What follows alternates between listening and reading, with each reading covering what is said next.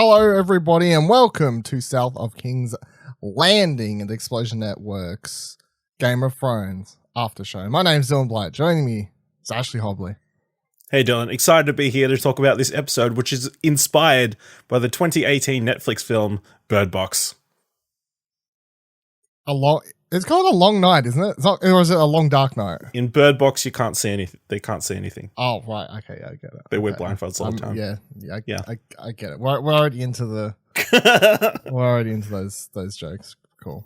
The episode is episode 3, A Long Night or A Long Dark Night. I actually forgot the right title down because I figured I'd remember it and then forgot to. Directed by Miguel. I can never say his name. Safashik. I'm not 100% sure. The person who directed The Battle of the Bastards and those episodes. Yep. Written by David Benioff and D.B. Wise. So the head honchos got behind the writer's block for this here episode. And it is the mid-season point. It is the battle for Winterfell. It is the battle of all battles. It is the final battle against... The Great War. The Great War, the Great Battle, the battle everyone's been waiting for. So yeah, this week we saw the battle of all battles for Winterfell as everyone made their final stand against the Night King and his army of the dead. We all thought everything was lost, but then Arya, of course, comes through to save the day. But we still end the episode mourning the few people that we lost. So before we dive into everything, as always, Ash, what are your overall thoughts on this week's episode? I enjoyed it. Obviously, there were some issues, technical issues. Let's put... We won't get into that. If possible... And if the issues were so big to you that they are part of your feelings, then sure, go for it. But if in your mind you can kind of just like separate them, then go for that, because then we can discuss the darkness stuff after your general thoughts on the episode itself, I suppose. But yeah, I thought it was pretty solid overall. It's hard because I think we built it up a lot, or people built it up a lot as going to be this epic thing, but they've kind of forgot what Game of Thrones is like. It was very much a Game of Thrones battle. So for 90 minutes, there were some great moments, some key deaths, and then Arya pulled out the big MVP play. MVP play. Play of the game. For sure. Play of all the games. Play of all of the games of the Thrones. Yes, I here's the thing. I watched the episode. I was aware of the issues while watching it, like certain things. I'm like as it starts, straight away, I'm like, why are they all charging out into nothingness? You know, like there's certain things as you're watching the episode, but then at the same time, my mind's kind of going, why are they charging out to nothingness? I'm like, fuck, that looks cool. Fuck, this score is amazing. I'm loving this build up. It's like, so.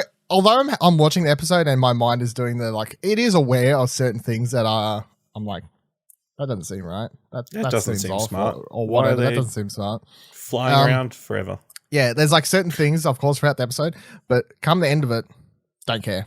Epic. Loved it. That's the I can push aside pretty much all of my negatives for this episode and say I just loved the episode. I'm a little bit, you could say I'm a little bit biased because Arya is my favorite character. So the finale was kind of like built for you. A big fuck yes moment. Yeah, especially after years, because she's been my favorite character pretty much the entire show. I wouldn't say since season 1 because I wouldn't say I had a favorite character in season 1. So I think I'd say from season 2 onwards, I've been on #Team Arya. And there was those couple seasons there where people would say she was shit and she's the worst character in the show because those they years hated in the House of Black. Those years in the House of Black and stuff. And there was years of my life where I had to stand up for her and be like, "Nah, you don't understand. It's all gonna come to me. You just wait." Yeah, but it's so funny because I would literally tell people you just wait. But I had no idea what I'm waiting. I have no idea what I'm saying. You just wait for. But now if I could travel back in time, I'd be like, you just wait. One day she's going to use everything that we've been trained for to kill the Night King. You wait. You see. That's wow, you go back in time and spoil it for them? That's what But you if do? you go back to season 5 and if I just threw that out of a left field, no one would go, oh, spoilers. They'd go, yeah, right. Because that would... I don't feel like they would. I think that was a valid suggestion for a while. Do you think so? Yeah. Oh, my God. Maybe not. Maybe season 6. Yeah, I'm Also, talking. yeah. I'm talking while she's But- fucking training. No one Yeah. would. I don't reckon anyone would have even considered her an option at all. So, yeah. Yeah. I think. And here's the thing. We'll get into the. Hold on. Before we get into the, I was gonna say it's really well shot, but then that ties into the darkness thing, and we'll get into that set because it's questionable, of course. Certain things are really well shot. Yeah, I'll say the score is amazing. I think this is the best music that I can't say his name, so I'm really not going to even try. But the same guy who does both the music for this and Westworld, I think this is the best. Some of the best music he has done. Full stop. That opening piece at the start of this episode, as like we get that one shot, kind of one shot, like building the tension. Yeah. It's got like this drum beat in the background, which reminding me of a Dunkirk. You know, it's like this heart beating, like building the tension, building the tension, building the tension. And then several key pieces, that last piece of music that plays during the final moments episode. It's definitely some of The Night King. Look it up on Spotify. Look it up. I think it's the only piece of music that I could see from this episode that's up so far as well. That's not good. No, I was looking for the whole thing. I got to work after this episode aired, and I straight away just put on all of Game of Thrones, Westworld music. I was just listening to it for the rest of the day at work. I was like, this music's so fucking good. I can't get away from it. The acting was great. I thought this episode, the set design and stuff, the amount of work from everyone that's involved to make this episode work is just massive. The amount of extras and pieces and cogs turning and stuff, and I just find it hard not to watch it and just appreciate how like massive this episode is and be like, this is fucking television, you know, like to dream you'd have something this epic at fantasy level on your TV screens like when we were kids or something would be wouldn't even be considered. So yeah, I think I suppose to wrap it up, I'd say it's definitely not one of my favorite episodes. It'd be creeping there just for the Arya stuff, though. So I don't know. Maybe I'd have to sit on a bit more. It might creep into my top 10 solely because I enjoyed several character moments, even though I think certain characters got plot armor and that doesn't make sense. Like Sam should have died. Brienne probably should have died. Fucking Grey Worm definitely should have died. There's several characters with plot armor, and that stuff annoys me to a bit. But I just think the stuff I loved so much about the episode just makes me just literally don't even care. You know, the good outweighed the bad for me so heavily that I don't really care. It's definitely not one of the best. If I was to look at it with a critical eye, it's definitely not one of the best Game of Thrones episodes. Would you put it that way? So if you want to get into the darkness stuff, so I sit down to watch the episode, and my brother watches this with me on a weekly basis. 2 minutes into the episode, he goes, "Do you have it on the HD channel?" Because there's standard def and there's HDF Foxtel channels. He's like, "Do you have it on the HD?" I'm like, "I'm pretty sure I do." Yeah. And I pick up the remote and I click on it. It's like, yeah, it's HD. I'm like, it's a bit weird. Maybe it's the signal's struggling or something like that. Hopefully it'll come right. You know, like some weird thing like that. Because straight away it's very evident. Like even with Sam walking through the tunnel, and because it's so dark inside the tunnel, it's like you got that weird screen tearing effect just on all the blacks around and stuff like that. So to boil it down, how I would say I didn't struggle that much. I turned all the lights off in the room, and that kind of made and all the lights around every other room connected to the lounge room just made the whole house dark. Yeah, everything just viewed it through an eye finder, did what was necessary to make it as dark as possible around me, and that helped for the most part. There was still some moments I was like, I don't know what the fuck just happened because it's way too dark. I think the worst shot in the entire episode is when Bran walks and then the ravens go flying. Yeah, couldn't see any of that.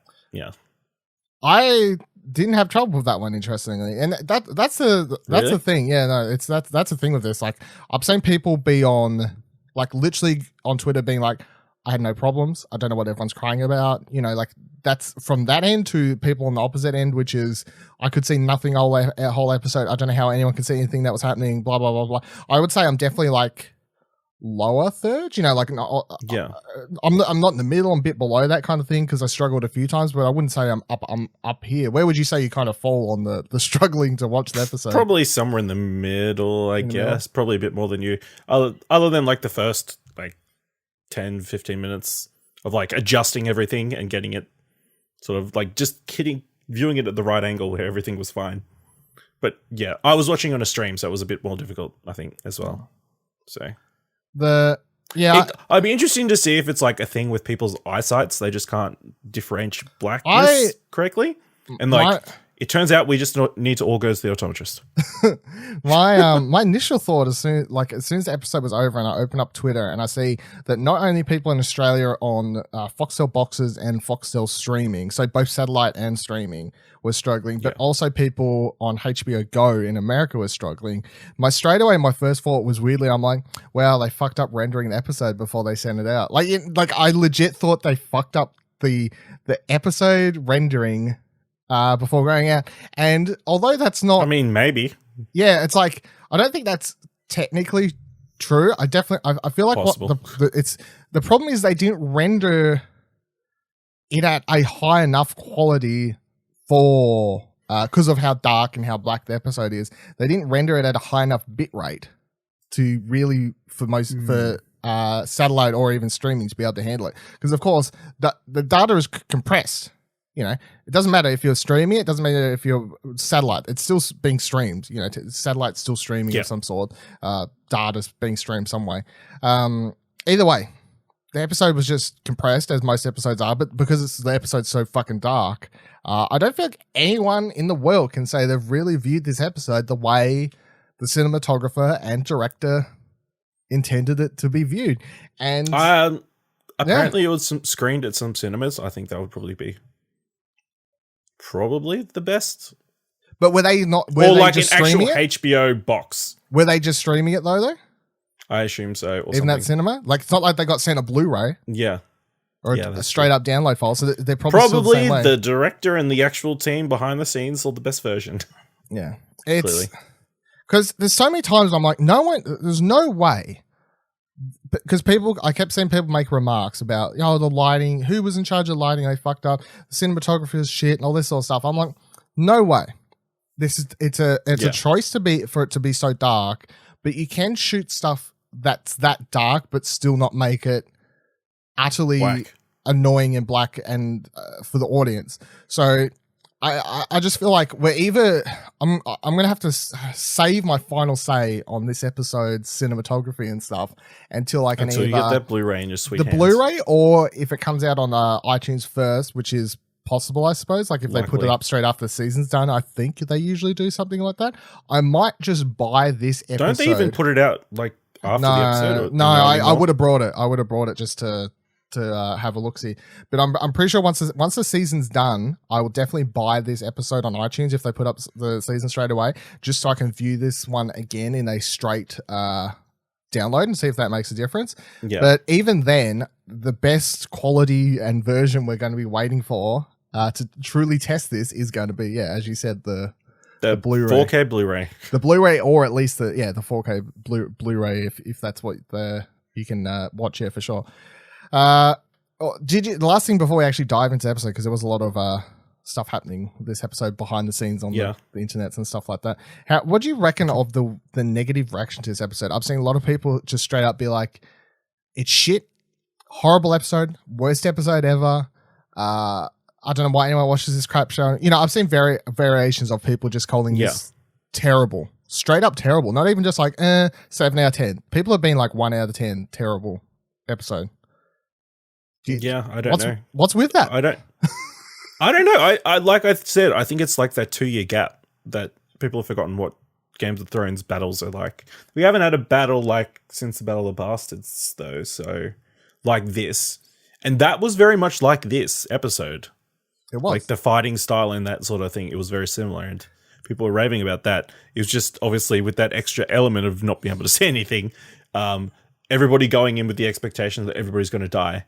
That everyone was fair game, and then obviously people not dying the way they thought they were going to die or who was going to die, and then also how it ended and people thinking it had been built up a certain way, where it was sort of built up another way. Yeah. The way we got. There was the best tweet. If I can find it real quick, it's worth a reading shot for shot, just so I don't misquote someone, because I just thought of it just now. But the best tweet I saw was from one Ryan Johnson, who is the director of the Last Jedi, in case you don't know. Film that was universally loved. Universally loved Last Jedi. He sent out this tweet that I thought was just cherry on the fucking pudding for this episode. He said, "God damn it, I had this whole amazing Night King theory." I was like, that is so good, because they're both the negative reaction to the Night King being taken down is somewhat very similar to the negative reaction to when Snoke was taken down, and because people were so disappointed because they built Snoke up to be this massive character who's got all this backstory and blah blah blah blah that we're going to know, and Night King just the same. But weirdly, the difference is we already got the Night King backstory. We literally saw a scene of how he was created, where the children of the forest, or whatever they're called, like stab him with the ice shard thing, the dragon glass, and then why? Oh, we don't experimenting. He's a like people were like, oh, it's Bran. And oh no, he was created to kill humans. That was the thing, wasn't it? Yeah, like he was one part of the first men, which is like I suppose the original human species or whatever, and then like everyone else is considered the Northerners or whatever they are, and something like that. It was like he was created to fight back, I guess. Now, do we need more of his story? I personally don't really. I mean, he was I don't think. Doesn't seem like a talky type to give any story details, so I'm not too concerned. Nothing. This entire show, he says nothing, and then also people wanted him to have like a one-on-one like epic sword fight with Jon for some reason. I'm like, this fucking guy has not raised his sword once this entire show, and you think he's going to draw it and suddenly just like be an epic sword fight? Like, where was she getting that idea from? No offense, but Jon doesn't have the best track record. No. With epic moments. all that as well. But yeah, on the negative reaction, I was just like, I can't. Like I sent out a tweet the other day. I'm like, the only thing, because people keep comparing it to Endgame too. Like, what do you reckon was better, Endgame or this? I'm like, I keep seeing these tweets. I'm like, these things are nothing alike. Different. They're completely different. Their budgets are different. They're different mediums. They're different formats. They're different stories. They're different, completely everything. But people keep comparing them. So that's why I put out a tweet that was just like, the only thing related about Endgame and Game of Thrones is that both watched by nerds who don't deserve either of them. And it's true, because you are all crying about shit. All right, you're saying this is terrible. No. I'm saying this episode has a lot of problems. If you legit think this is 1 out of 10 worst episode of TV you've ever seen, we deserve nothing but low budget CW shows for the next 10 years to fucking get everyone's just go easy on just to calm everyone the fuck back down and realize what they're saying. 1 out of 10. Get out of fucking town. What a load of shit. Anyway, let's dive into the episode. I don't know how much we're going to have to say at certain points, because of course a lot of it is like, it's like 15 minutes of stuff happening, but it's like how much is there to really discuss when about it, because obviously the whole episode is mostly action and there's not much like talking or actual like character development or stuff to discuss really, so other than bits and pieces. So we'll see how it goes, but we'll go through the episode. So the episode opens with this long silent shot and a slow build up as the fantastic score, as I mentioned before, builds up and drops into how epic this is going to be, and what you're about to see is how epic. We see the armies gathering outside, and we see people gathering into their places. We follow Sam for a little bit, and then we follow Tyrion as well.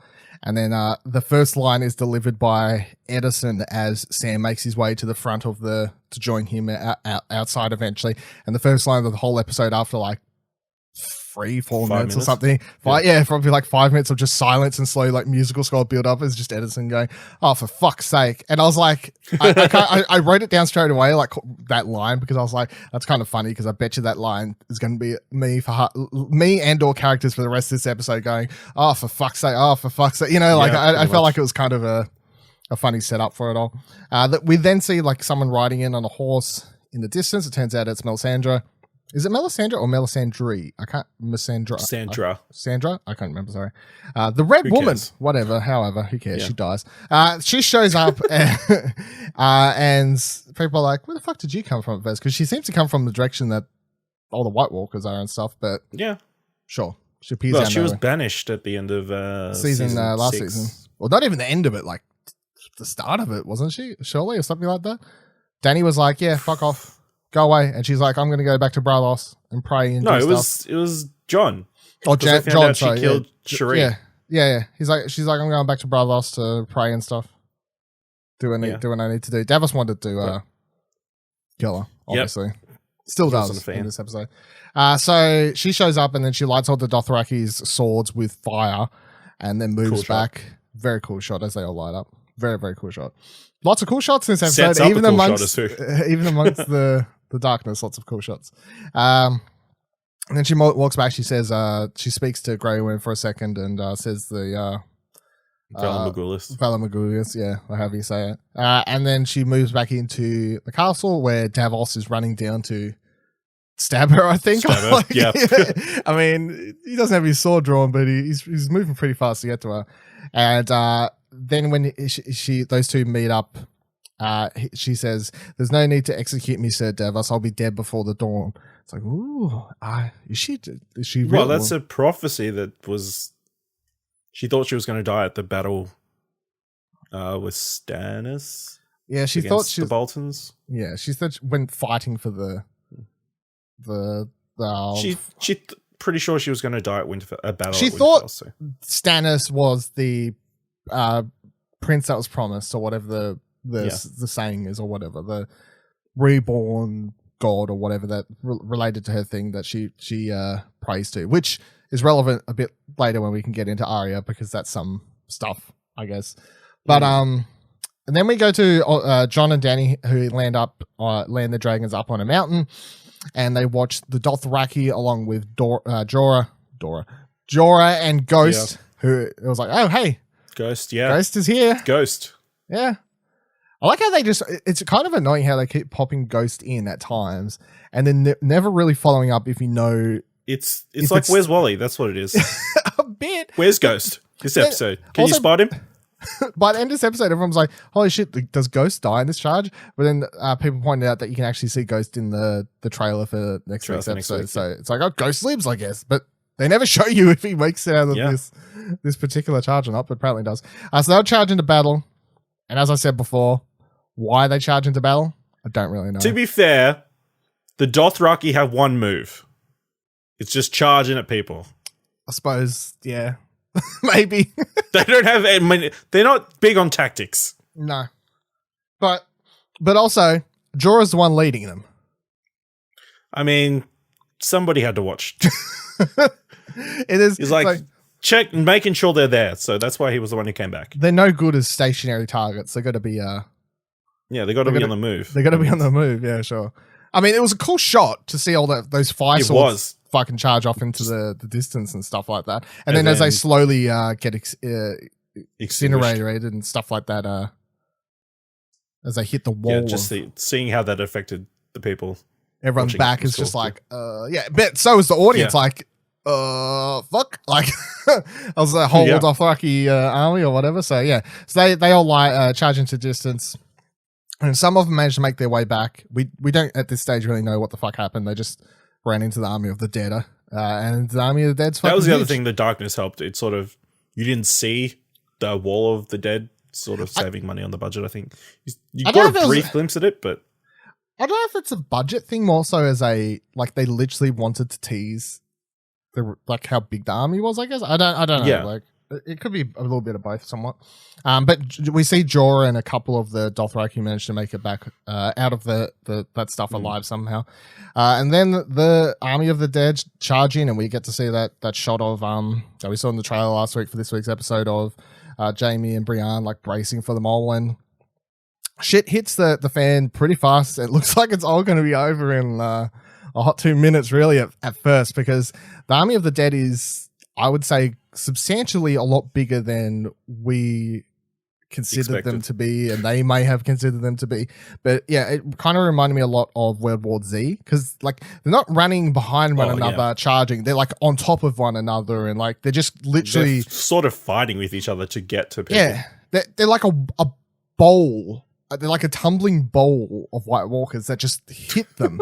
More so than a actual like army of people, like proper ghouls like wandering up and stuff. So yeah, but they come in and they hit everyone fucking hard, and it's like a freaking wave. Yeah, yous are fucked. To put it plainly, yous are fucked. So then the next kind of weird decision thing that happens is after watching this for a little bit, John and Danny are like, hey, we've got dragons. We might as well try and get down there and help out. So I don't know. Yeah, I think it was a dumb plan to go, hey, we're not going to help. We're just going to wait for the Night King to get to Bran. That was the plan initially, and that's why John was hesitant to, I guess, so, get on the dragon and help out. So, but then he was underestimating his own enemy. But then Danny's like, that's half my army gone. I'm not going to sacrifice maybe we should go help them. Yeah, so they get down there and they start clearing lines of White Walkers, which is helping out a little bit, but there's still so fucking many of them that I suppose it's like you could be like, oh, how's he finding so many more dead people? But it's like, if imagine, I just like to imagine the Night King along the way to Winterfell, just stopping at every graveside, just being like, here's about 1,000 more, here's about 5,000 more, 1,000 more, yeah, just raising them along the way. Imagine all the freaking dead people that would be along the way, friend. So this seems to be working for a little, at least a minute here, as they're clearing waves, and people they seem to be getting back to even field somewhat, but then ice and cold starts sweeping over everything. Winter has officially hit, it seems. This is surely like a Night King like magic thing, like that's what I thought as well. So I'm assuming it wasn't a coincidence, which again didn't help the episode because it ruined the visibility a lot as well. But then also I can understand why some shots were supposed to be hard, because it's like, they can't see. No, it makes sense, because what he was trying to do was get the dragons out of the battle, out of the equation, equation, because he didn't want them. Obviously, Danny and John didn't want to fire on their own people by accident. Yes. You can't see the battlefield. You can't provide artillery. Aim your dragons. American. Fire. That's right. So that comes over, and then they kind of get lost. Then Sam nearly gets killed by a White Walker on top of him, but little old Ed comes in for the save. But then as he's telling Sam to get up and get back into the fight, Ed is stabbed through the back. R.I.P. Rip. Our first kill of a supporting character for the episode. But Sam, seeing his friend die, goes, yeah, fuck that shit, and he turns around and runs. Yep. So many times this episode. Well, he dropped his weapon, I guess, so it makes sense. This is add this to time one that Sam should have died and survived somehow, and then start your counter now, everyone. I suppose. Arya up on the wall with Sansa tells Sansa to go down into the crypt, seeing as things are not exactly going to plan all the best at all. She gets down there, walks down, stares at Tyrion. She gives her a dragon glass. She does give her a dragon glass. Calls back to a line from like the second episode, sticking with the pointy end. Yes, that's true. Yeah. She goes down there, stares at Tyrion for a hot second, doesn't need to say anything. Tyrion kind of knows what's up, takes a swig of his drink, which I liked how they just like stare at each other for a couple seconds, then he's like, yep. Yep. Take a bigger drink, that's for sure. Danny and John are up still struggling on the dragons in the cold. Can't see shit. John manages to find his way back to the castle though, landing on the wall, but Danny is still out there lost within the cold and stuff. As the army of the dead creep forward even more and more, everyone starts ordering retreats. So slowly they'll start making their way back inside the castle walls. Grey Worm orders the Unsullied though to stand and protect the retreat as it's all happening. So the Unsullied are the true champs. Well, Grey Worm, true champs of this episode, kind of saving a lot of people. And as the waves of dead continue coming in and then Grey Worm drops the drawbridge in, and then everyone up on the wall starts trying to fire arrows at it to light the trench on fire, but it's not working. Well, Davos tries to send a signal, but because of this winter wall or whatever. they can't see it. The dragons can't see it. Can't light the fire, yeah. And the arrows aren't lighting it on fire, so then they're all like, oh, this isn't exactly going to plan at all, is it? This is another thing where it's like, I mean, you could have like already had the wall of fire before that, like starting the battle. I don't see any reason to not already have the wall of fire happening. You know? Yeah, that's fair. There's how are you supposed to get back across? They could have left a gap and then like started the fire two sides of it and left a small gap and then like with rocks or something like that. You know what I mean? And then like a way that you could just drop it, the drawbridge, and then it would connect. You know what I'm saying? Like the circle would connect when they drop the bridge kind of thing. But it's still just like you could have had the wall of fire going before anyone got there. But nonetheless, you don't want to burn it all out before they get there. I don't know if dragon fire burns out that fast. I don't know, maybe. So then Grey Worm looks over as the fire's not happening, and he looks over at Melisandre back in the inside the castle there and goes over to, well, we don't see him do this, but I just like to think he goes over like, hey, come help, do magic. And then he comes out and leads her out into the drawbridge, well, the bridge there where it's been dropped, and she gets down on the ground with a bunch of the Unsullied protecting her, and she starts trying to do magical spells, and it seems like it's not going to work at all until the last second when it does, and the whole thing catches on fire. Another cool shot of fire. It's a big trench. The Lord of Light needed to power up first. Yeah. Well, I suppose that's the interesting thing. Is like all of her powers are based on the Lord. Like I think was the mythos for her, right, is that she can't just do magic willy-nilly. It's all it's all relied on if the Lord of Light wants her to wills it and wants it to actually happen. So yeah, it's like the Lord of Light wanted all this to happen. Then they get the whole thing catch on fire. Another cool shot where you get to see the fire spread along it, like the whatever at the start of the episode. Yeah, very cool shot. Cool shot. And then everyone else starts retreating backwards, of course. And for a hot second, they think they're kind of good. And Dany is able to see a signal now and find her way back to the castle. So she starts heading back to Winterfell. She's kind of drifted off a fair way into distance. Inside the crypt, Tyrion starts to get a little bit annoyed that he isn't up there actually helping, saying that he could be seeing something that no one else would be able to see, like he's done before at the Battle of Blackwater. That's the name of it, right? Yes, that's the one. Yeah, the Battle of Blackwater. And then Sansa is like, yeah, no, we can't help. If any of us go out there, we would all die very, very fast. You just have to accept that. And then they have a nice little moment where Tyrion just jokingly says, we should have just stayed married. And then she responds with, you were the best of them. And I was like, oh, well, she was only married twice. True. Yeah, but it's still true. Like, I mean, if you add Joffrey, I guess that's 3. Yeah, it's 3 marriages she's had. And Tyrion's definitely easily the top of the list. Easily the top of the list, yeah. So it's the first of like 2 cool, sweet moments, I suppose, between those 2 characters this episode. Then we get to we see that Theon is over protecting Bran with a few people with arrows. That's their big game plan, to stand around Bran in a big circle and shoot any White Walkers with arrows before they can reach him. Yeah, hopefully, that makes sense. And it's a well lit wood. It's a weird wood tree wood. There's your tongue twister for the day. Tongue twisters normally make sense. No. Bran talks to Theon for a second, and then Bran does his first creepy line and moment for the whole episode where he just looks up at Theon and is like, I'm going to go now. And then closes his eye and walks into a crow, which is the shot you said you struggled to see anything that was happening. Struggled seeing. Yeah. I thought that was a nice moment with Theon trying to say, okay, I'm sorry about everything I've done, and Bran being like, even though he says it creepily, you did everything that you did brought you to this moment. So. Yes. Oh, yeah. This moment was fine. I think it was ruined for me because of the creepy.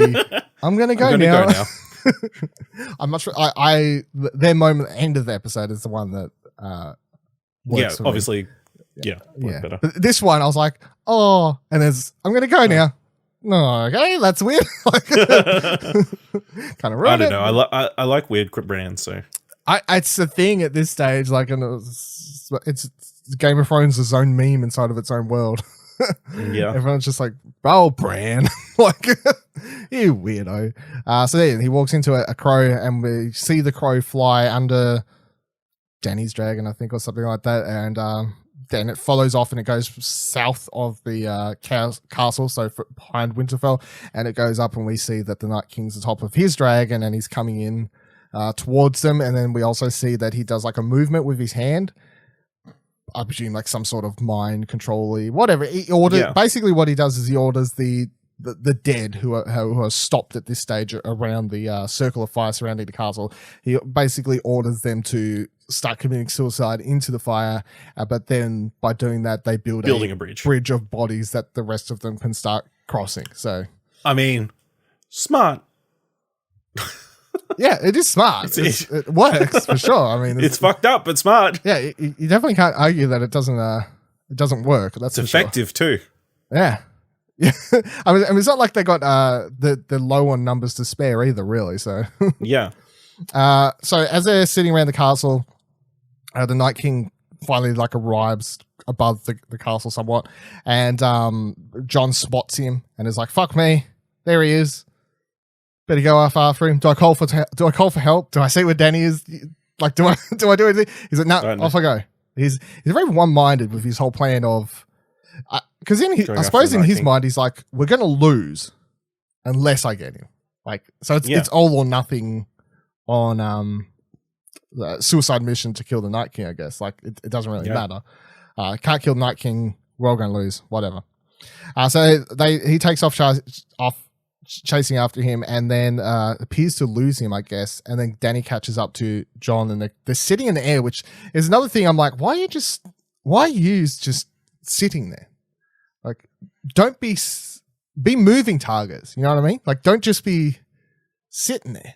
It just makes you an easy target. They were baiting him. No, they were not. They were being fucking dumb. They were just waiting. They would be dumb. So then the Night King bursts in out of nowhere, of course, catches them off guard and starts chasing after them all with ice breath in tow. So off they go for 3 dragons playing chases off in the sky. We do get some cool dragon shots throughout this episode, though, I suppose, and stuff happening. Like, there's that one particular. Okay. Do you not like that moon shot?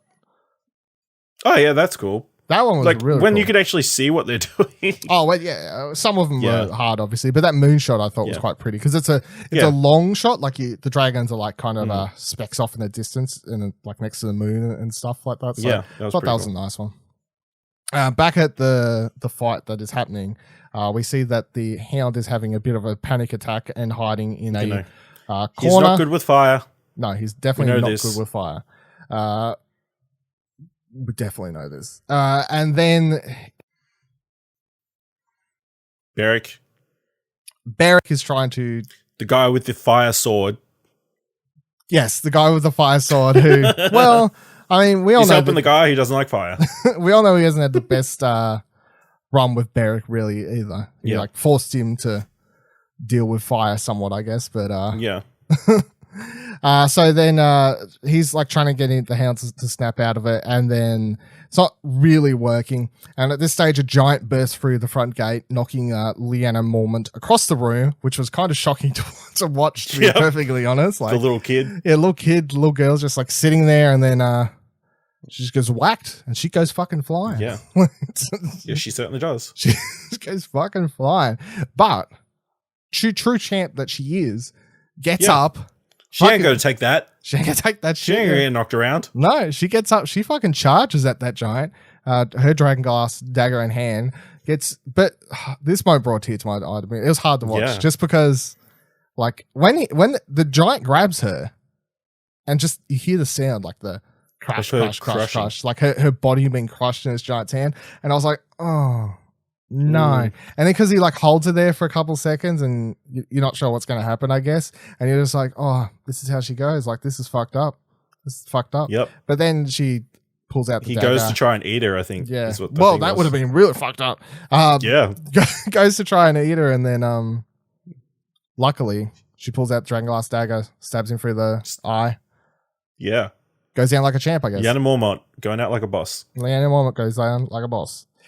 So that was cool, but still I was like, oh, rip. Yeah. That was hard. That was hard one to watch. It was interesting that the behind the scenes thing, they said they originally intended Lyanna Mormont to be just a one appearance thing. Yeah, wasn't that the first episode was in full stop? Like that was supposed to be her one and only appearance? Yeah, one and only thing. But the actress is so good, and then they kept bringing her back. The internet loved her also. Yeah, that too. Yeah. So it's like now they can stop de-aging her using the de-aging technology each episode, so she stays young. I like to believe the reason they kept her in the rest of that season is because the actress was good, and then I like to believe the reason she was kept around for the final season and stuff was because they liked her. But internet went crazy. Yeah. Internet went crazy with her also, so they were like, yeah, well, she's definitely on board for the rest of the seasons, and she goes down fighting like a true champ that she is. Then we get to see that Arya is also fighting for her life. Well, she's not fighting for her life just yet, I suppose. She is fighting. She's. I guess everybody's fighting for their life technically. I suppose, yeah. Because all the whites are sort of working their way up the bridge, wall, yeah. Over on top of each other in the shot most reminiscent of World War Z. Yes, like them standing or two towers. I don't feel like the orcs ever stood on each other trying to get up. They had like ladders definitely was that part where all the orcs are trying to climb up the. Yeah, but they had like ladders and stuff. Yeah, I suppose. The whites didn't have anything. They just you're right. This whole fucking they just remind me of World War Z the whole episode, really. Yeah. But that move's horrible. But they do remind me of World War Z. We get to see Jaime's like fighting him back, Brienne's fighting him back. You know, Sam's doing what he can, and everyone's trying to fight to keep him off the wall. But of course, there's so many of them. They're eventually making up over the wall. Arya's fighting them, and she seems to be doing pretty well at first. I guess using that cool. It's a double-sided spear thing at first, but then we do get to see what people thought, which is that she can, in fact, pull it into two separate parts. Yep. And starts going ham with that. She's taking them all down, and then she starts to get overrun a bit, and she does a cool thing where she like dives over all these ones climbing up this staircase, which was cool, but then that causes she takes a blow to the head and knocks her head, and then she loses the weapon that she got Gendry to make specifically for her. Yes. I'm gonna put an asterisk on that one and say that she loses it there, but there's no reason that she can't find it again next episode. Yeah, I guess. Like they don't need they don't need dragon glass anymore, so she can get Gendry to make it with like proper metal. I suppose. It's cool. It's a cool weapon. Just take the end out. But yeah, they don't need to show if she turns up next episode or something and she's just carrying it. I don't need to see the scene of her going back to that staircase and finding it, because I think it's very easy to just go, it's still there. Like none of her enemies are going to pick up her weapon to use. That's not the type of enemies they were facing off against. So yeah, I'm fine. I'm hoping it comes back because it's a cool weapon for her and stuff. But then she starts running away, of course, and she starts sliding down this rooftop, I guess is what I called it. But it's like, I don't know, it's at the top of a barn or something, I guess inside the courtyard of Winterfell, so she starts flying down there, and then Beric uses this as a chance to kind of snap the hound out of it. Beric points out Arya flying down this rooftop with undead in tow and stuff, and it snaps the hound out of his scared state. Once again, proving that he does have affection for Arya. Yeah, needs to protect her still.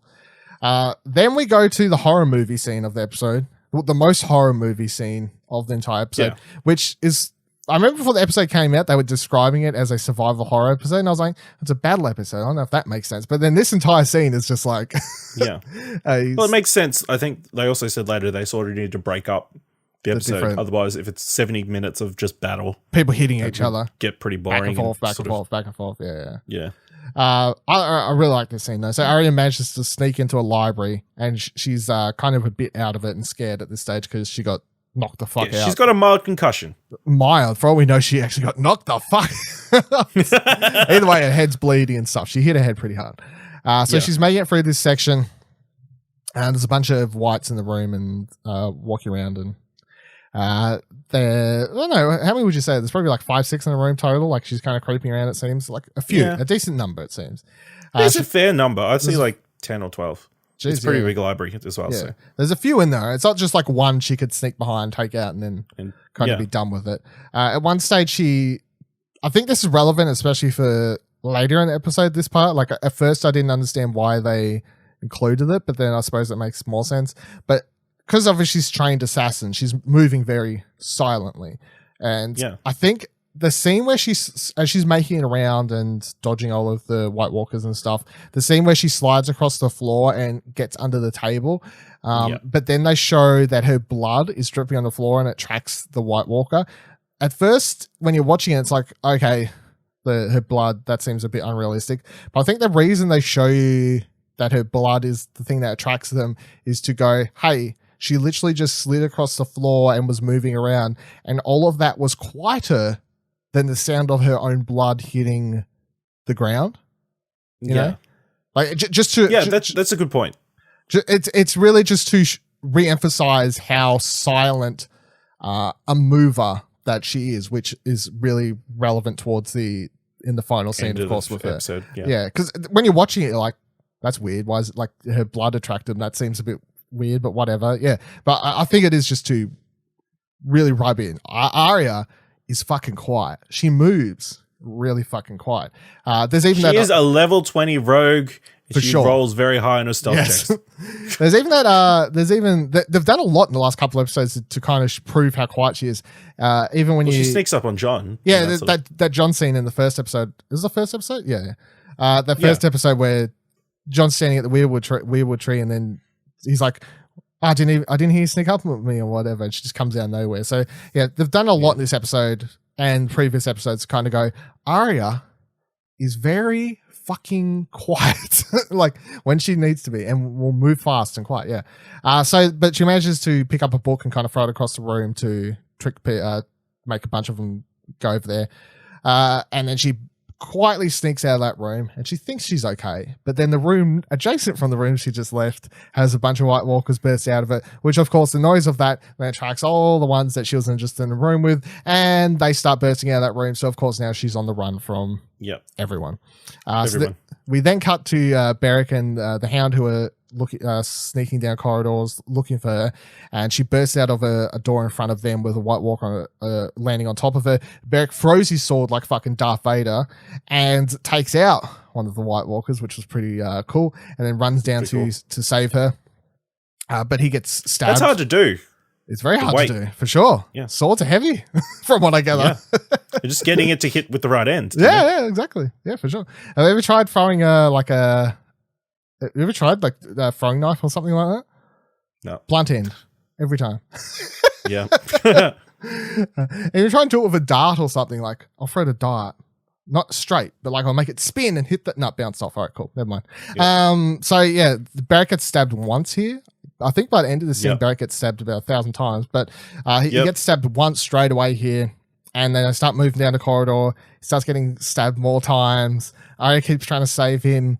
Eventually, they're working their way up the corridor. The Hound's like pulling Arya away from trying to save Beric every single time.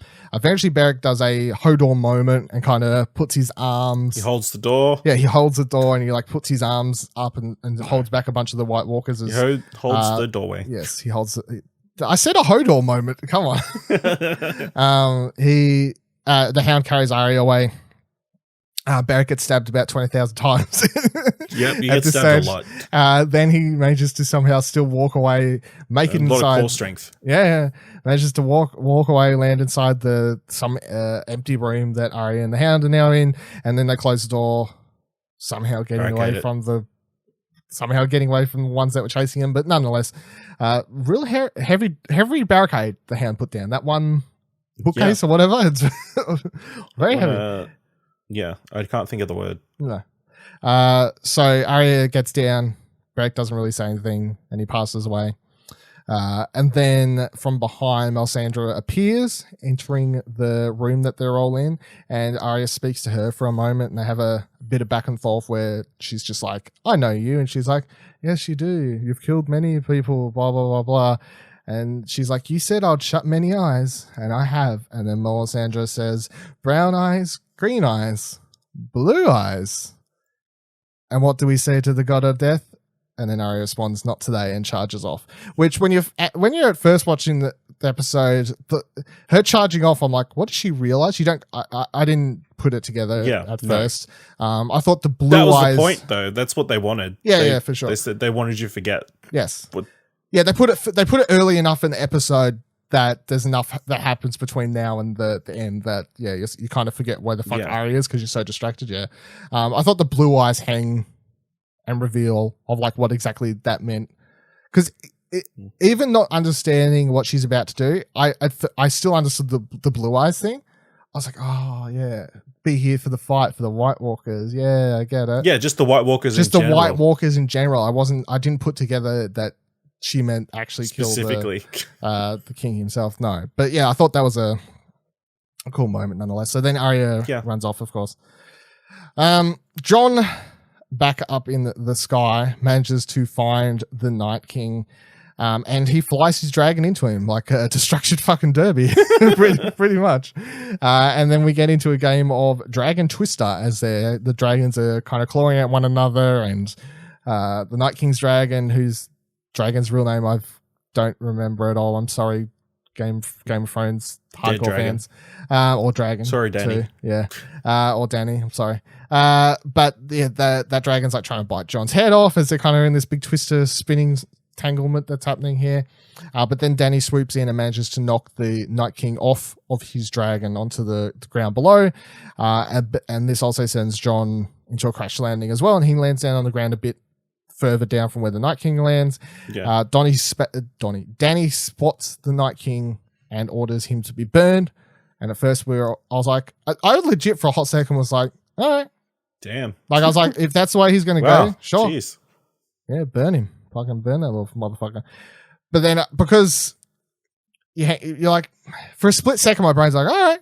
But then the second later, it's like, and then you look at the clock. Yeah, you look at the clock and you're wait like, a second. You ain't gonna die, yeah. You're like, you ain't gonna die here.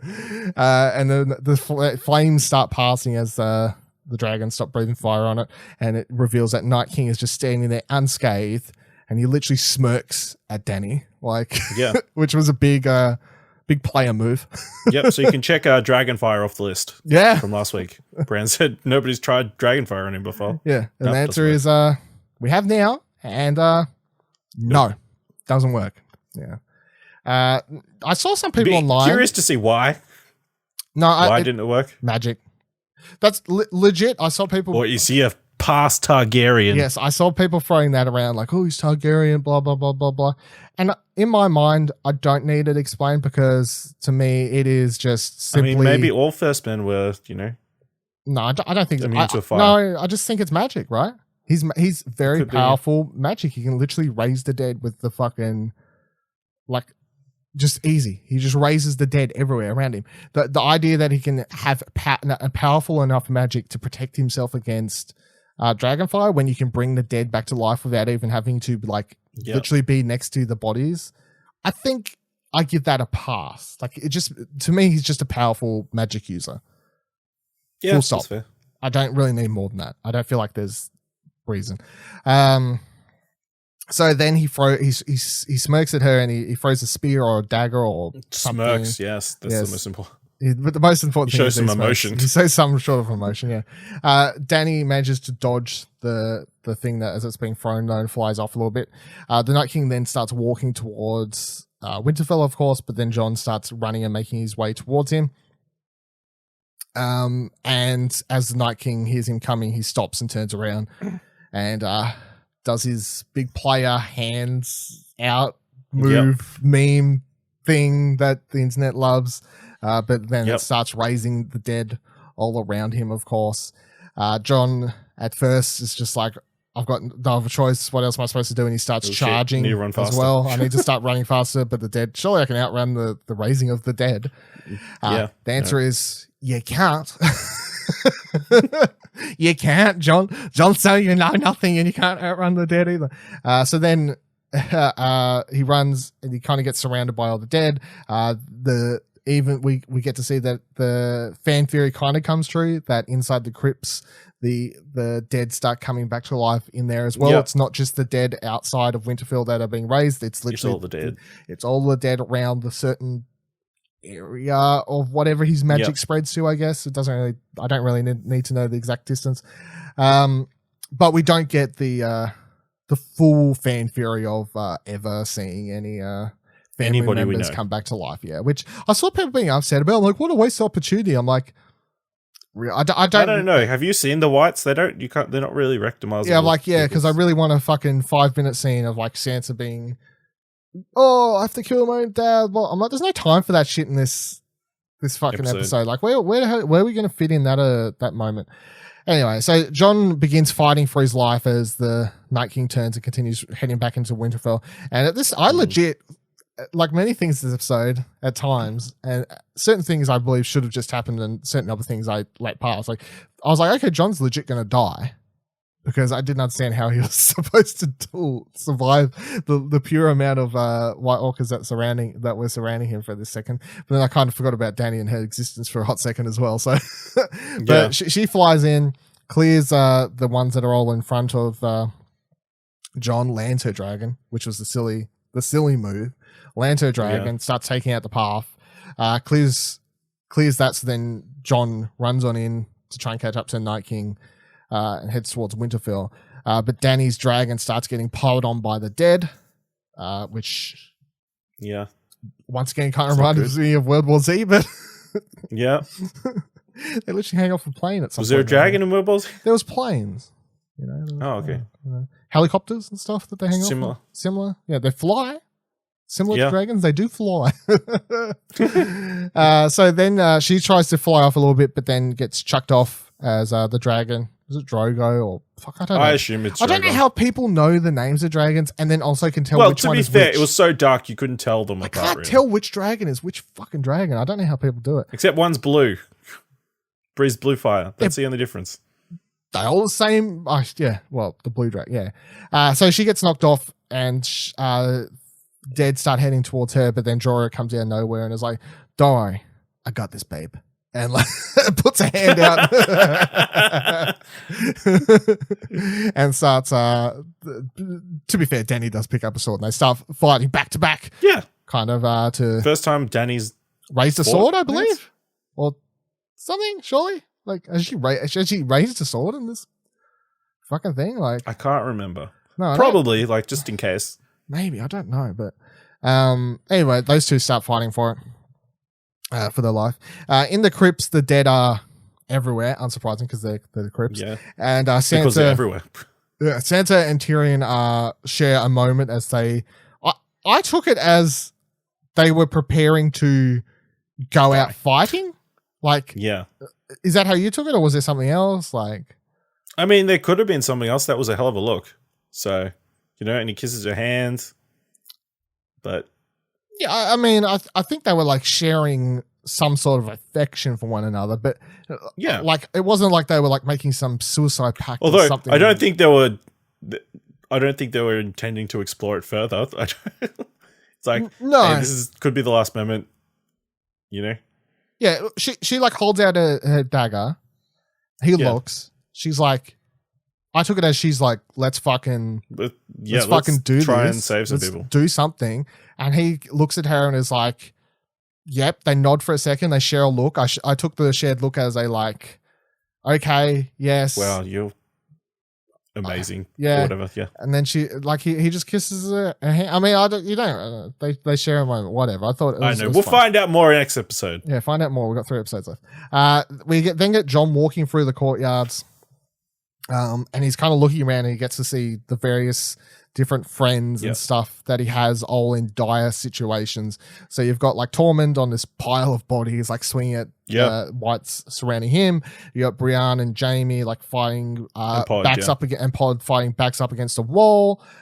You've got Sam on the ground just laying on top of a bunch of bodies crying.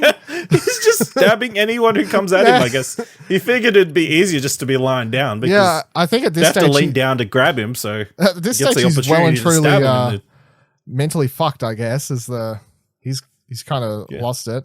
Or maybe he's just too tired to be standing. They've been going a while. I think they're all pretty fucking tired. It's one thing. Yeah. They didn't kill enough characters in this episode, but they certainly wore them out. Like yeah, I don't know. Like this scene here, I was expecting to see like Sam get killed or fucking someone. Like how do you feel about the kind of the success rate of our heroes? I was surviving. To be fair, they're the top tier. Well, except for Sam, top tier fighters. So it makes sense that they'd be the ones who last longest.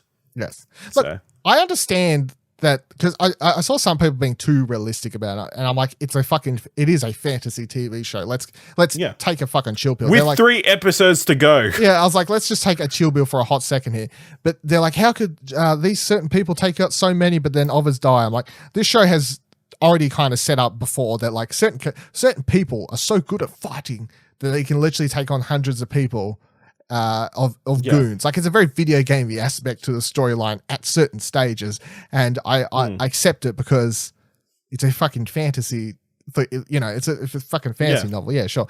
I accept it to a degree, but it's like Sam. I don't believe Sam fucking survived, right? At all. I take that a bit far. Grey Worm should have. He was so died. Non-threatening that maybe Grey Worm definitely should have died. Brianna Jamie. That's the one I was most surprised didn't die in this episode. But. Yeah, Grey. It's like, what the fuck have they got left to do with Grey Worm, really? But I mean, maybe they need him. I guess he's definitely going to die next battle. Surely, you'd think so. Surely. It's because he was too far away from Sandy. They've got to be closer when he dies. Brianna needs to die right in front of her. Brianna and Jamie, I could kind of take, I guess. Like, we don't really see much of them after the opening of the fight, and the next time we really see them, they're just up against this wall. So I'm like, I don't know, like I guess backs up against the wall. If the only direction that they're coming from is in front of them, maybe they could literally survive until they're too tired to keep fighting. I guess, like, yeah, I could kind of believe that in my mind, because I'm like, Brianna is, as long as people won't want to believe it, like, we're kind of at this stage, Brianna is one of the best fighters in Westeros for sure. Yeah. So, and Jamie he's got one hand less, but he still would be better than. I mean, that's one less arm to bite. That's true. He can just use it as a protection thing. Yeah. I saw a great line. Someone said they should have made him like a dragon glass arm or something. Fucking punch. So they could slap them white. Slap them White Walkers. Yeah, that would have been funny, actually. Yeah, I don't know. Like, I'm not too fussed about not all the characters dying, because I'm like, we do have 3 episodes left, and if we get to the end of the season and like literally, like, no one dies but Cersei or something like that, I'll be like, come on, Game of Thrones, come on. The show that literally killed off what we consider its main character 9 episodes in, and then killed off what we thought its next main character was, like a season and a half later or whatever it was. If they don't kill off a couple characters in the final, at least a few characters by the end of this, it'll seem very un-Game of Thrones is my thing, and I'm willing to give it a bit of a pass because it is not the season finale. Yeah. So I'm like, some characters got plot armor for sure. 100% they got very heavy plot armor here. Plot armor to protect them to die later in a more epic fashion, story-wise, because like if Jamie dies in front of his sister, or like he kills his sister but then she survives, Brienne dies in that last fight, maybe, I don't know, like, whatever. Who knows? I'll give it a pass for now. Outside we see, John, eventually, I forgot where we was for a second. John walks past all these people. You can tell he's kind of like wants to stop, but knows that he has to like make the better decision, which is that if there's any chance of saving them, it's like if there's any chance to save any of these people, I have to kill the Night King. So there's no point in stopping them, because then everyone will fucking die. So what's the point of that? But you can tell he's kind of pulling, like his emotions are pulling him in 2 directions a bit. He then runs into a courtyard and he gets stuck behind the ice dragon, whatever its fucking name is, the bad dragon, breathing fire around this courtyard. He keeps trying to make it to get to where Bran is, but he can't make it past this dragon. He's blocked. He's blocked from pretty much all dragons. He's pretty much fucked. And his final moment with that dragon is just him screaming in its face, which is quite funny. Yeah, Full Sprota! Get it back. Outside, Sajora goes down protecting Dany. He gets stabbed multiple times as well. He does get stabbed multiple times. He gets slashed on the knees. Even pushes it out of the way and get stabbed. Yeah, like he takes several slashes. At one stage, he's like on the ground, pretty much fighting on his knees and stuff like that. But eventually he goes down. That's definitely one of the biggest. Like the next death is, I'd say, the biggest character death. I say these are the top 2. Yeah, these are the top 2. Him and Theon in the second for sure. But like, Jorah dying was sad. Like, he's been around since season 1. People I see all these people online who are like, no, main characters died. I'm like, But Jorah's been in the show since Pretty season sure 1. I'm sure Ian Glenn's been in the credits since season 1. He's been in the credits since season 1. He's literally had storyline arcs where it's just been like him and Tyrion and stuff. And, you know, very important character to the show, like for Dany as well as the show itself. So I guess it just depends on who you actually like and how much that is going to affect you. I guess. I'm sure there's people who love Jorah and people who love Theon who are devastated after this episode. Yeah, for sure. So, so he goes down and then Dany's kind of left fighting for herself for a hot second. Bran. And he gets back up.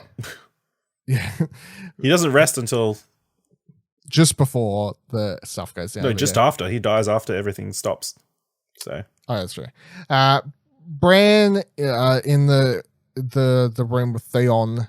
Theon is the last person left alive as all these White Walkers start charging into that room. He runs out arrows. He's run out of arrows at this point. We did see a quick scene of him start to fire arrows, but wasn't really that important. So he's run out of arrows at this point. Bran. I reckon. I also like to point out that I reckon Theon would have a pretty high kill count because there are bodies all around him. Like he would have been going at it for a fair while. He did a good job. He did a fairly good fucking job. He proved that he knows how to fire them arrows. That's for one thing. So true champ. The Night King walks in. A bunch of the dead stop and like circle around, and Night King walks in. Let him in. Yeah.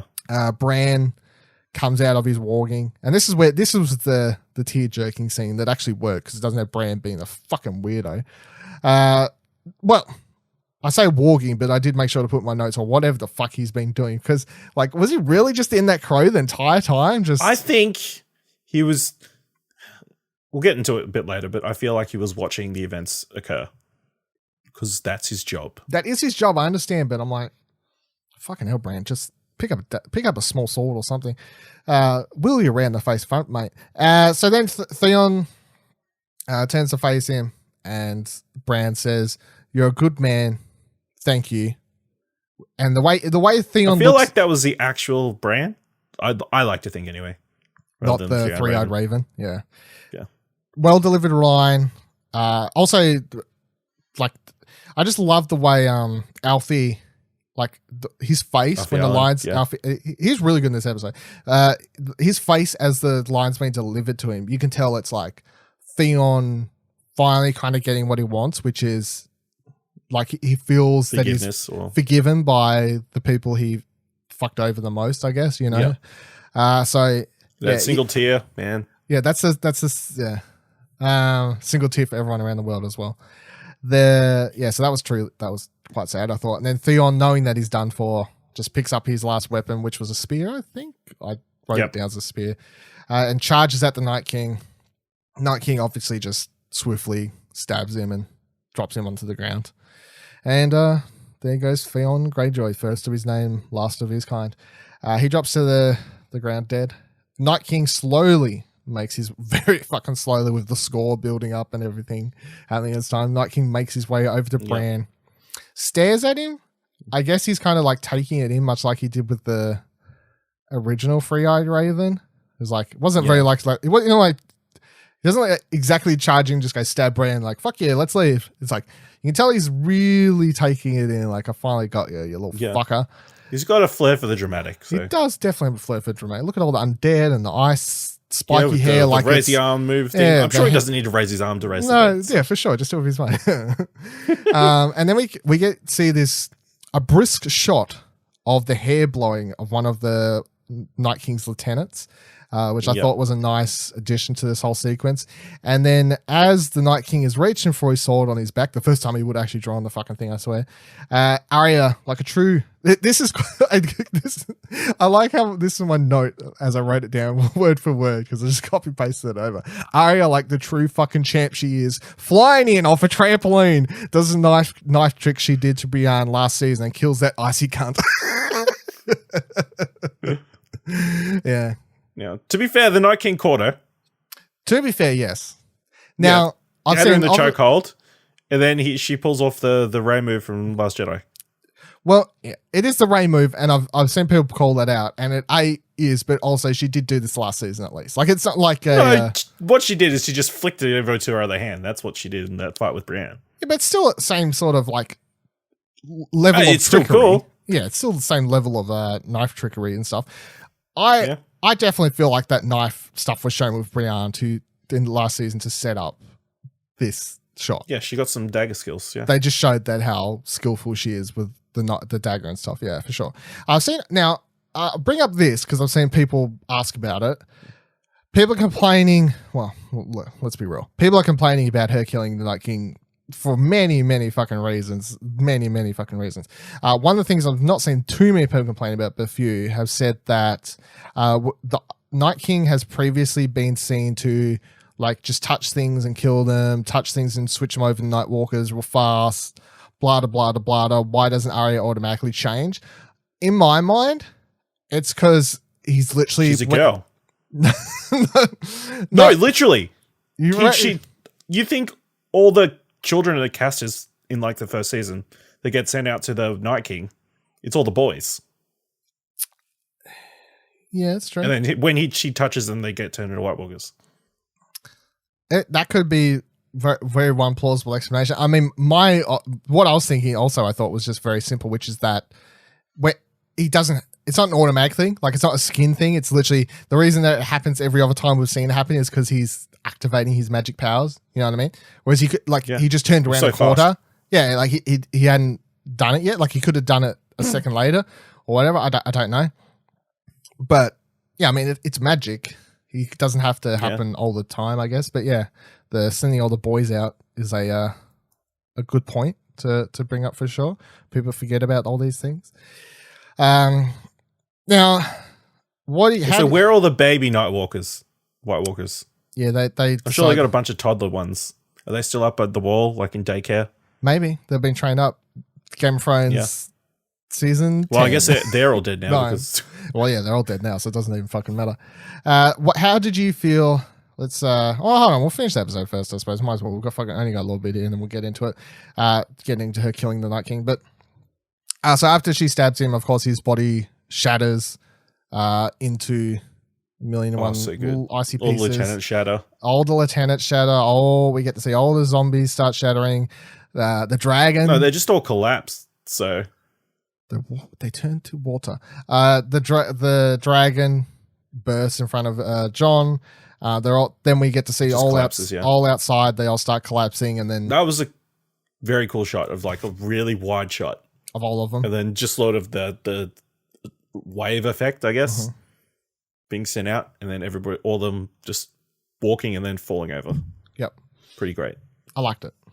They'd have that one shot where it's like everything's on fire outside as well, and you're just like it's like the mess they've got to clean up before next week's episode. Oh, my goodness.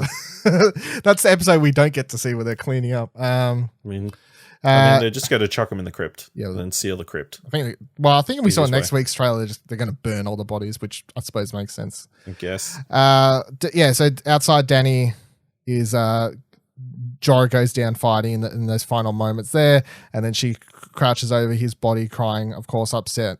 I like to believe he was like her first love, even if she doesn't actually realize it or know it, you know. Always buying it. He definitely loved her, so goes down fighting for the person he loved, which was kind of how he was always going to go out, I guess. Makes sense. Then, as she begins crying, her dragon, whatever its goddamn name is, comes in and which one? The one she was riding, or the one that crash landed? Who knows? It was the one that she was riding. The one who got all the things undead on it. Yeah, but it's also for people wondering that, like, did that dragon die? No. In the trailer for next week's episode, you clearly see both dragons flying in the sky, so it survives. Yeah, okay. It must fly off into distance and shake them off, set itself on fire or whatever. Yeah, set itself on fire. Does whatever it's necessary. But one of those dragons comes in and begins. I took it as it pretty much giving her a cuddle, like, oh yeah, pretty much. Trying to. My master's upset. Like, yeah, puts its wings out over. So that was a sweet moment, I thought. And then we cut. The last shot of the episode is it's seemingly like an hour, could be hours later, whatever it is. When Melisandre walks out, literally you can see the sun rising out off in the distance as the dawn comes, and she releases her necklace, drops it into the snow, and then walks off into distance and dies of old age as Davos watches. And that's how the episode ends. I saw people be turns like, to bones. I can't believe how dumb. Like, I think that sounds mean, but like, I honestly can't believe how dumb for sometimes people are or forget. And I understand like the seasons and lots of things happening, but when you're going to go on the internet and complain about something being a plot hole or something, you better make sure you're fucking right sometimes, because people are like, what did she die from? Blah blah blah. I'm like, old age, like, like, do you not like? Yeah, she used the last of her energy or whatever. The necklace was. We saw seasons ago, and the necklace was keeping her age intact or whatever, like presumably given to her by the Lord of Light or whatever. Who fucking cares, really? Yeah. But she takes it off. She ages up. She starts aging up, and then she crumbles and dies off in the distance. Yeah, she just dies of pneumonia really quickly. Yeah. It's freaking cold. She was wearing barely anything. Yeah. Well, she took everything off, I think. So, right. A couple things to break down, I suppose. All right. Let's start with the Night King. How do you feel about Arya being the one to kill the Night King? I mean, it's cool. It sort of subverts expectations. I think everyone was building up this Jon versus the Night King thing. But, you know, Jon is just... I think I saw someone tweet later, he has a history of, like, failure. Constantly having other people save him and win things for him. Specifically women, you know, so... Well, I don't know. Look, Mary Sue was trending on Twitter, which kind of tells you everything you need to know. What? Yeah, it was like the second, even today, it was like the second trending thing I saw on my Twitter. People accusing Arya of being a Mary Sue, which once and for all, as far as I'm concerned, and I've seen other people say similar things, once and for all kind of proves the point that people that throw around that term aren't really... Don't know what it means. Well, they're just sexist, right? Full stop. That's all it is. Because you cannot make a sane argument in the fucking world. I will not hear a sane argument that Arya couldn't do that. She literally spent seasons fucking training for this shit. Right? Yeah. And people are like, Mary Sue, are you fucking kidding me? Is the dumbest thing I've honestly seen in quite some time. And it literally just goes to show me that there are so many fucking baby ass nerds out there who just like, oh, the woman killed the bad guy. Derp, derp, derp. Fuck off. Sick of it. Fucking outrageous. Why we can't have anything good? They literally have seasons of her training. Seasons, Ash. She like leveled up real quick at the end. Fucking hell. Seasons. They show her sneak in where motherfuckers' faces and stuff. They spend episodes showing how quietly and quickly she can move. She got trained. She fucking literally lost her eyesight. She fucking had to change her name. She went through so much shit to get to this stage, and people are like, she's a Mary Sue because she doesn't earn that. She couldn't do that. Bitch, she went through as much, if not more, than fucking Jon Snow has. Like, I know he died and came back, but really, same level. She was fucking blind. Yeah. See, he was so useless that he died. Yeah. Had to be brought back. You know?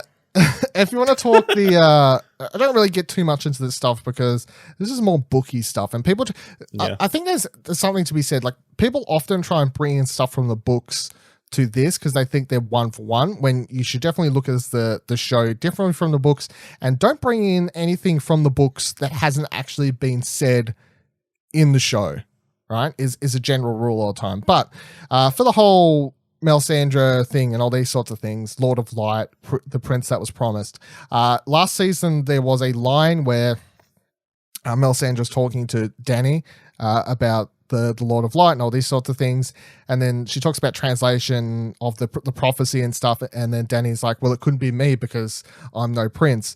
And then Melisandre says, well, actually, if you translate it from there's no direct translation from High Valyrian or whatever it is, so it could actually mean prince or princesses. So they chucked that line into the show last season, right, out of the blue. What did it mean? No one at that time was like, whatever. They randomly has a random line.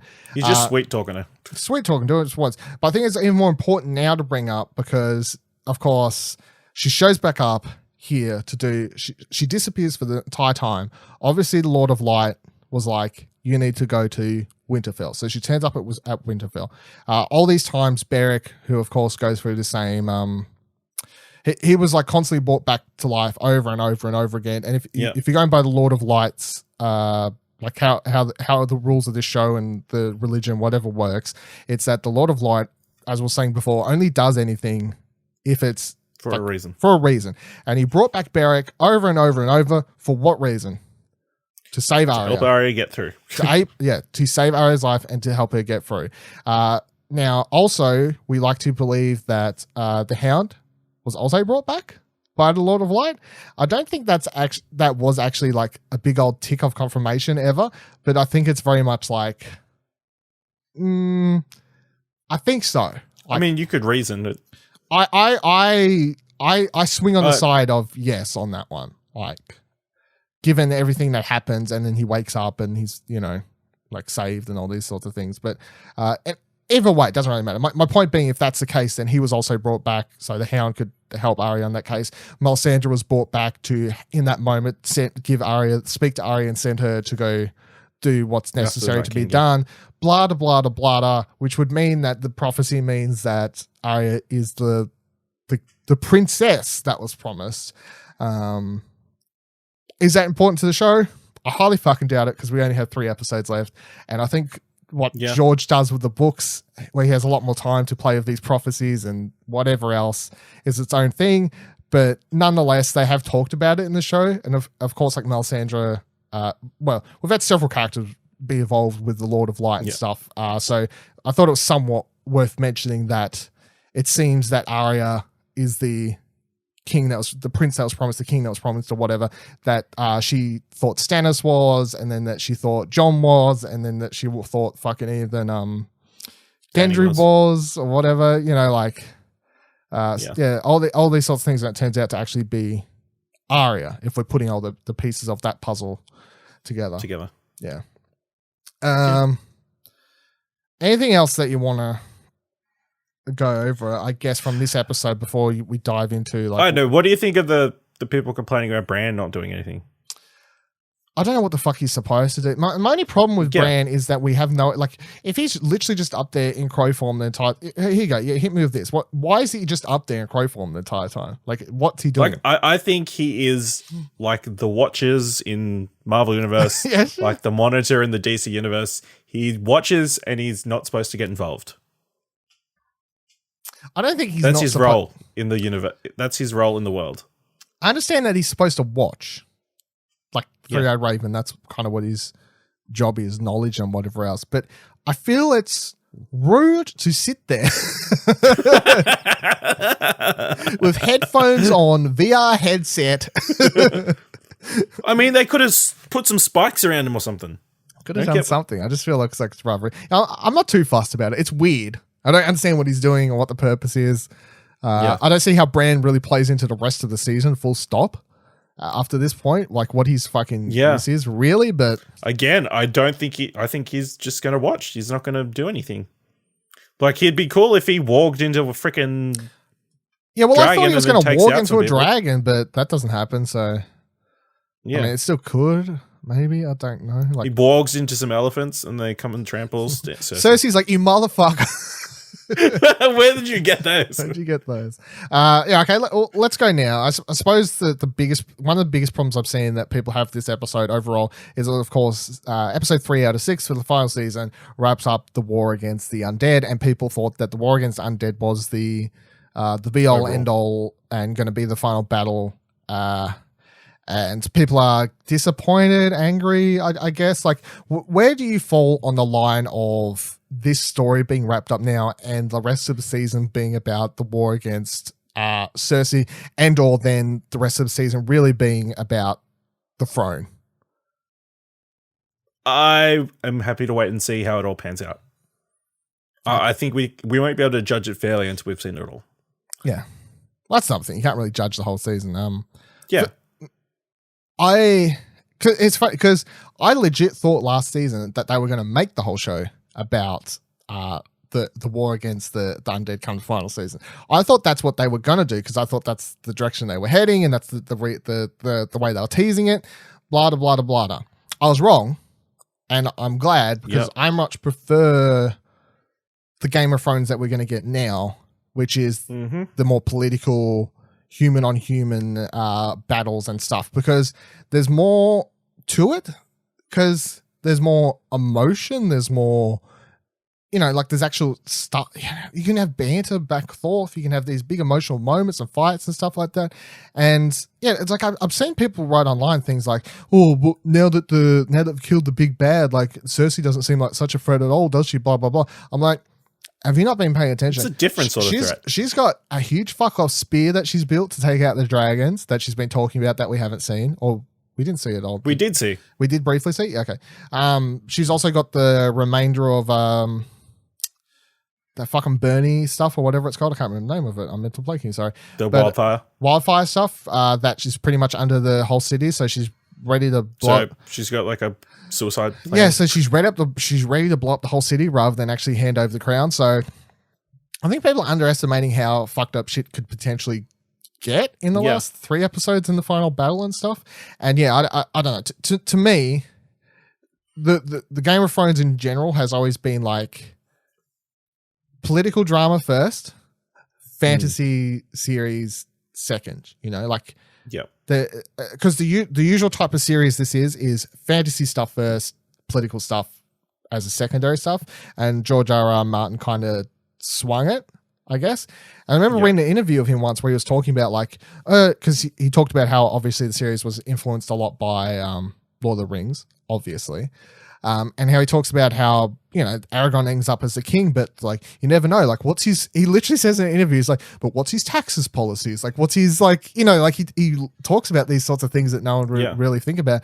And he said that, and it's like, the way Lord of the Rings ends, it just wants you to believe, and he'll be a just king forever and everything will be okay, happy days and stuff like that. But it's like, you never really get in depth into what kind of ruler someone is and will they really rule justly for the remainder of their time and all these sorts of things. So the way he's always talked about the series, it's always come across to me that in his mind, the series is a political, I don't know if that's the right word to describe. It's just a word I always describe, but like a dramatical thriller, political thriller, whatever. It's been more about the characters than the fantastical elements of the show. And really, people's complaints the last couple episodes about this episode has reminded me a lot about the end of Breaking Bad, where people were, because the last couple episodes of Breaking Bad or last season was a lot more action packed, right? A lot more thriller-esque, action packed sorts of stuff. And then when Better Call Saul starts, people are like, "Oh, it's so boring, so slow, blah blah blah blah." And I'm like, what? Like, do you remember the first couple seasons of Breaking Bad? Like, it was all about the character pieces and the character moments and stuff.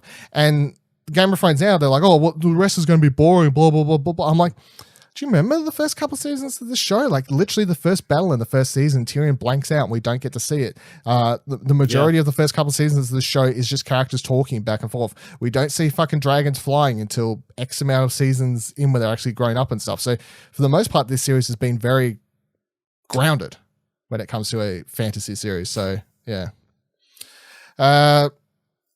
Right, what do you think is going to happen now? Now, did you watch the teaser for next week's episode? Yes, I did. So basically, you see a shot of Cersei on a boat, heading somewhere with Euron as well on the ship, as well as old zombie face behind her as well. You see Dany, presumably, and her ships, because there's a dragon flying above it, but it's not like trying to fight them, so presumably good ships. You see them burning the bodies. You see Arya kissing presumably Gendry again, deservedly, because she did kind of save everyone. I think that was roughly it. But for the most part, it seems that both Dany and Cersei are heading out by boats somewhere. So what do you think's happening for the rest of the season? Like, where I suspect, next episode will be them mourning the dead, sort of setting the pieces up for another big battle in episode 5.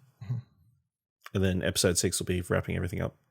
Yeah, I think that makes sense because fucking mental blanking on his name. The director of next week's episode is the same guy who directed the first and second episode, right? Same guy. Can't remember his name. I'm sorry. The director of the 5th episode is the director of this episode, Miguel Safoshik or whatever. So it's like, yeah, episode 5. So they've got literally the same guy directing all the drama episodes this season, and then the same guy directing the 2 huge battle episodes. And then the 3rd episode is being directed by David Benioff and D.B. Weiss. Yeah. They're co-directing. So David Nutter is directing next week's episode. Thank you. So David Nutter did episode 1, 2, and he's going to be doing episode 4 next week as well. And then Miguel directed episodes 3 and 5, which are, of course, as we know, 3's battle episode, 5's now going to presumably be in a battle episode. And then Benioff and Wise directing the finale. I read an interview of them where they said they were doing it basically because they were being so anal, I guess, about describing how everything should be, that they were just like, why aren't we actually just the ones directing it if we're going to be so touchy about how obsessive over the episode? Because they said they've known how it's going to end since 2013 or something like that. They've been obsessing over this finale episode. So yeah, I think we're right. It's like next episode, bit of a drama episode, bit more of a setup, blah blah blah blah. They're going to send people to wherever the final battle is going to be. That's interesting because only Benioff has directed. Oh no, they've directed one episode each. They've both co-directed all of them, but something about the guild or whatever, Hollywood Guild or whatever, just for rules or whatever. For rules, only one of them. So 2 episodes they've done. So only one of them could ever be credited or some weird shit like that. They've only done 2 prior to this. So I reckon next episode we see Cersei going somewhere. I presume they're going to the Iron Islands, and I presume that everyone's going to the Iron Islands. Full stop. Yeah. There's going to be a bit of a skirmish, and then I could see a bit of a skirmish and then a retreat of some sorts, and then the final battle is going to take place closer to King's Landing. The other thing is that what this episode has done is diminished the Dany Jon. They've got fuck all left. Yeah, they've got they've got the name people. Yeah, and that's about it. That's about it. Yeah, so that's why they have to get over to the Iron Islands. Yeah, and seek help there. You know. That's the only ally they've really got left. I could see the other thing I could see happening, and people might be like, "Oh, that's silly. It doesn't make sense." But there's probability of maybe they try and rally more people to their cause that weren't on board before, by being like, "Look, kill them dead. Whose side do you want to be on?" You know, kind of. Who's your true crane type thing. I suppose next week's episode is also going to be a little bit more of the back and forth, like Dany and Jon between. Yeah, what's going to happen there exactly? Yeah, and how that's going to roll. But yeah, I don't know. It's all things up in the air at this stage, I guess. Really, we don't really know what much is happening. But I would presume they're all going to the Iron Islands or something like that. Because where the fuck else are they going to go by boats in the amount of time they've got allocated and stuff? We'll have to see. Any final thoughts on this before we wrap up this episode? No, Arya did a good job. Good job, Arya. I'm very happy. Where'd you get that trampoline though? Don't. I mean, she's fucking jumped fast. It's also the other funny thing is I was trying to find. I had a shirt years and years ago from season 3. I brought it and I couldn't find it.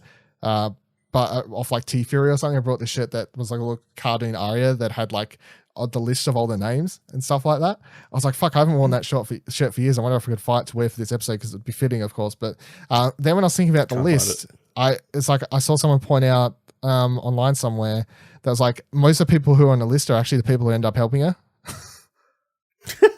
That's true. 2 of them. Yeah. So and Melisandre, I guess she was on the list as well. Yeah, it's a funny little point to coincidence. Yeah, funny little thing. We want to talk about our predictions. I mean, I was going to save it, but so far the only thing that we've got wrong predictions wise is Melisandre. Why did we think she was going to live? In hindsight, I remember saying she predicted her own depth at Winterfell. Yeah, I forgot. I completely forgot. Yeah. Nonetheless, that wasn't smart. You and I are back to back for all the right. Well, plus technically, all the wrong. We've also got another 4 wrong.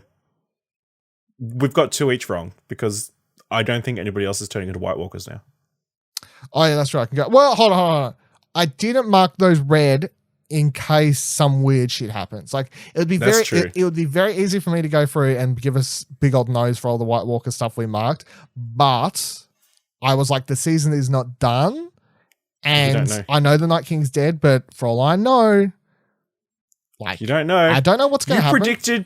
You said time travel mightn't be involved at the start of the season, so who knows what Bran could still turn into White Walker? Who knows?